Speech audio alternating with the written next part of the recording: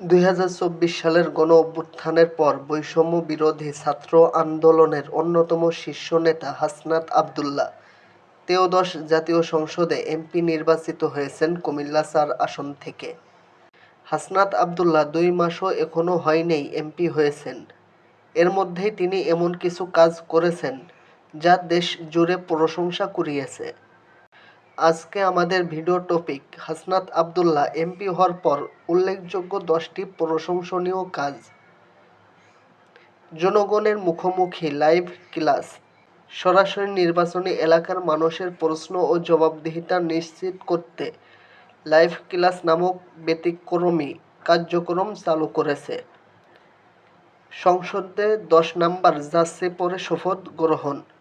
শপথ অনুষ্ঠানে হাসনাত আবদুল্লাহ জার্সি পরে উপস্থিত হয়েছিলেন। এই জার্সি পরেই তিনি জুলাই আন্দোলনে অংশগ্রহণ করেছিলেন, যা মানুষের প্রতি দায়বদ্ধতার প্রতীক হিসেবে প্রশংসিত হয়েছেন। রাস্তার কাজে অনিয়মের বিরুদ্ধে ব্যবস্থা।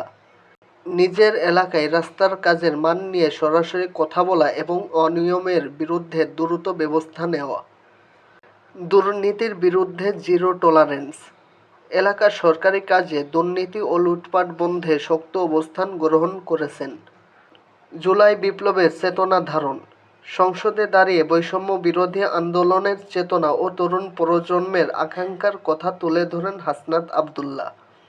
জনগণের ইশারায় নয়া বন্দোবস্ত প্রতিষ্ঠার অঙ্গীকার। এমপির ইশারায় না, জনগণের ইশারায় এলাকা পরিচালনার অঙ্গীকার করেছেন হাসনাত আবদুল্লাহ। এটা সত্যিই প্রশংসনীয় কাজ। নিরাপত্তাহীনতায় পড়া নাগরিকদের পাশে দাঁড়ানো।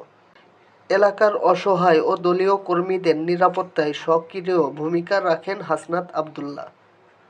স্থানীয় উন্নয়নমূলক কাজে সক্রিয় অংশগ্রহণ। কাজের তদারকি এবং জনগণের চাহিদাকে প্রাধান্য দেন হাসনাত আবদুল্লাহ। সশস্ত্র হামলার প্রতিবাদে অবস্থান। নিজের ওপর বা সহকর্মীদের উপর হামলা হলেও পিছু না হটে প্রতিবাদ ও বিচারের ব্যবস্থা করবেন হাসনাত আবদুল্লাহ। নতুন ধারার রাজনীতি চর্চা। পুরনো আমলের রাজনৈতিক ও সংস্কৃতির বাইরে এসে তরুণদের অংশগ্রহণের বৃদ্ধি করেছেন হাসনাত আবদুল্লাহ। হাসনাত আবদুল্লাহর এই কাজগুলো সাধারণ মানুষের মাঝে আশা জাগিয়েছে বলে স্থানীয়রা মনে করেন।